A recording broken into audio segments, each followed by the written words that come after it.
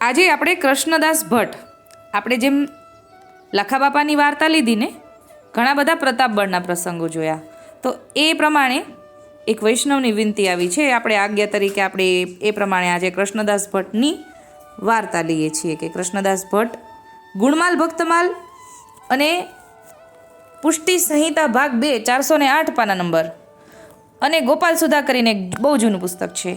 આ ત્રણેયમાંથી ભેગી થઈને વાત આપણે આ લેવાના છીએ. ગુણમાલ ભક્તમાલ, પુષ્ટિ સંહિતા ભાગ 2 408 પાના નંબર અને ગોપાલ સુધા. તો જ્યારે ઠાકોરજી પુષ્ટિ સંહિતા ભાગમાંથી કે ભેસાણથી ઠાકોરજી ઉપલેટા પધારે છે. ઉપલેટા જ્યારે પધારે છે ત્યારે કૃષ્ણદાસજીને ત્યાં ઘરે પધાર્યા. જીવણદાસ, કૃષ્ણદાસ, ગોરધન એ સર્વ કુટુંબો તેડીને દર્શન કરવા આવે છે. ત્યાં વહુ દીકરીએ જે ઘરેણાં પહેર્યા હતા તે સર્વ શ્રીજીના ચરણમાં ભેટ કર્યા અને શ્રીજી ઘણું પ્રસન્ન થયા અને કહ્યું કે કૃષ્ણદાસ, તું તો અમારો છે.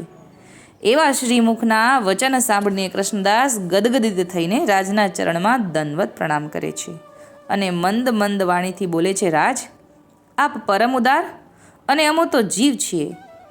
રાજ, આપની કૃપાનું દાન અદેય દાન છે, તેને જીવ શું સમજી શકે? કૃષ્ણદાસજીને દિનતા જોઈને અતિ પ્રસન્ન થઈને શ્રીમુખનો ચરવિત ઓગાળ આપ્યો. આથી કૃષ્ણદાસને સર્વ ભગવદ રસ સ્ફુરાયમાન થયો. એટલે કે ચરવિત ઓગાળના પ્રતાપ બળથી ઠાકોરજીની બધી લીલાઓ કૃષ્ણદાસ ભટ્ટને સ્ફુરાયમાન થાય છે અને અલૌકિક લીલાની પ્રત્યક્ષ ઝાંખી થવા લાગી. એવા કૃષ્ણદાસ ભટ્ટ ઉપર ઠાકોરજીએ બહુ કૃપા કરી અને અનેક જશ ગાયા છે. એવા કૃષ્ણદાસ ભટ્ટ ઉપલેટા એ આપણે અત્યારે પુષ્ટિ સંહિતામાંથી. હવે આપણે ગુણમાલ ભક્તમાલ અને સુધારસમાંથી. કૃષ્ણદાસ ભટ્ટ મૂળ કુતિયાણાના રહીશ, પરંતુ ઉપલેટામાં આવીને સ્થાયી થયા. પહેલાં તો પોતે મહાન વિદ્વાન હતા. શ્રી ગોપેન્દ્રજી પાસે નામ નિવેદન લઈને શરણે આવ્યા બાદ પ્રભુજીએ પધરાવેલ આપેલ સેવનમાં સંપૂર્ણ પુરુષોત્તમ પૂર્ણ ભાવ રાખીને પ્રેમ સહિત પુષ્ટિ માર્ગની મેંડ પ્રમાણે સેવા કરતા હતા. કૃષ્ણદાસ ભટ્ટ વિદ્વાન પંડિત સાથે ઉચ્ચ કોટીના તાદર્શી ભગવત ભક્ત હોવાથી પ્રભુશ્રીનું સ્વરૂપનું વર્ણન બહુ જ સરસ રીતે કરતા. શ્રોતાઓને ભગવદ રસમાં તરબોળ કરીને આનંદ રસનું પાન કરાવતા. આપણે ઉપર જોયું ને કે ઠાકોરજીએ ચરવિત ઓગાર આપ્યું છે, પછી તો એ ભગવદ રસને દર્શન જ કરે છે, સાક્ષાત એમને દર્શન થાય છે એવું એમને અલૌકિક દ્રષ્ટિ મળી ગઈ છે. એટલે પછી તો એ એવું સામેવાળાને શ્રોતાઓને એટલે ભગવદ રસમાં તરબોળ કરી દેતા.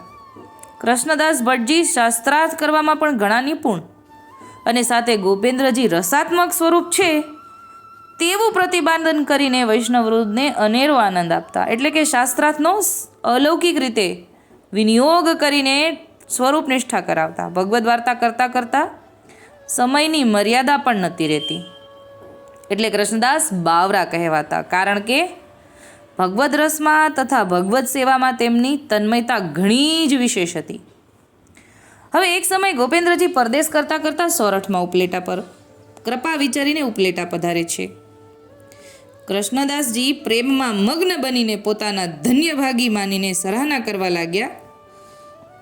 ગોપેન્દ્રજી બહુ જ પ્રસન્નતાથી ઉપલેટામાં કૃષ્ણદાસજીના ઘરે બિરાજી રહ્યા છે.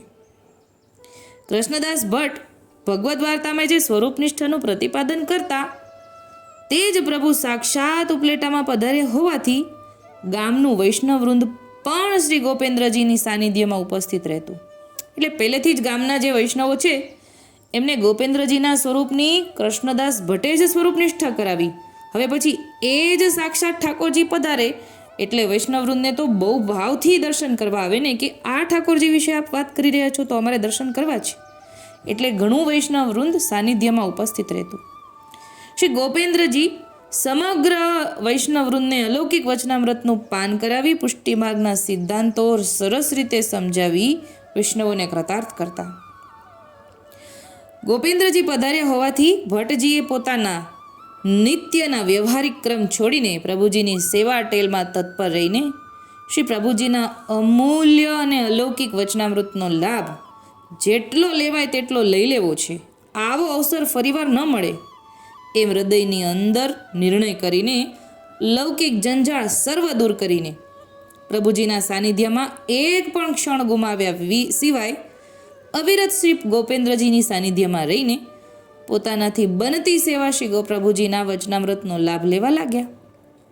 બનતી સેવા કરીને લાભ લેવા લાગ્યા અને વૈષ્ણવરંદને પણ અવારનવાર સૂચન કરતા, જે પૂર્ણ પુરુષોત્તમ પ્રભુ પોતાના નિજજનો માટે જ સખત પરિશ્રમ લઈને અહીં પધાર્યા છે, તો જીવનનું સાર્થક કરો.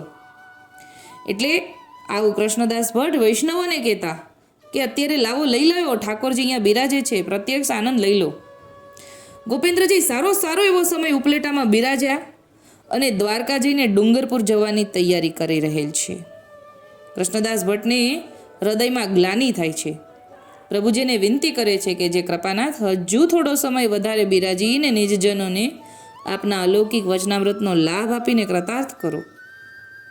ગોપેન્દ્રજીએ કૃષ્ણ ભટ્ટને જણાવ્યું, જે અમારો તથા અહીંના વૈષ્ણવવૃંદનો, તે તમારો અને વૈષ્ણવવૃંદનો અપ્રતિમ સ્નેહ સરાહના કરવા યોગ્ય છે. પરંતુ બીજી વખત સોરઠના પરદેશમાં પધારશું ત્યારે અવશ્ય ઉપલેટા આવીને બિરાજશું. એવા વચન કૃષ્ણદાસ ભટ્ટને આપીને દ્વારકા જઈ ડુંગરપુર જવા વિજય થયા. એટલે ઠાકોરજીએ એકદમ આશ્વાસન આપેલું છે કે પધારશું ને પધારશું જ. કેમ કે અહીંયા આગળ એવું વાક્ય છે કે તમારો તથા અહીંના વૈષ્ણવવૃંદનો અપ્રતિમ સ્નેહ જોઈને અમે ફરીવાર પધારશું, એટલી બધી સરાહના કરીને પધારશું એવું વચન આપ્યું છે. ડુંગરપુરના રાજા જસવંત રાવળ તથા બીજા વૈષ્ણવોને ડુંગરપુરના અનેક ભાતિના અલૌકિક સુખ આપીને ગોપેન્દ્રલાલજીએ નિજધામમાં પધારવાની ઈચ્છા થતાં સંવત 1732ના આસો સુધી દશમના દિવસે ડુંગરપુરમાં લીલા વિસ્તારીને નિજધામમાં પધારીને નિજજનોના હૃદયમાં બિરાજ્યા. એ ઠાકોરજીએ લીલા વિસ્તારી ડુંગરપુરમાં. હવે શ્રી ગોપેન્દ્રજી નિજધામ પધાર્યાના સમાચાર કોઈ વૈષ્ણવ દ્વારા ઉપલેટામાં કૃષ્ણદાસજીને મળ્યા, પરંતુ કૃષ્ણદાસ ઉપરોક્ત સમાચાર સત્ય માનવા તૈયાર નહોતા.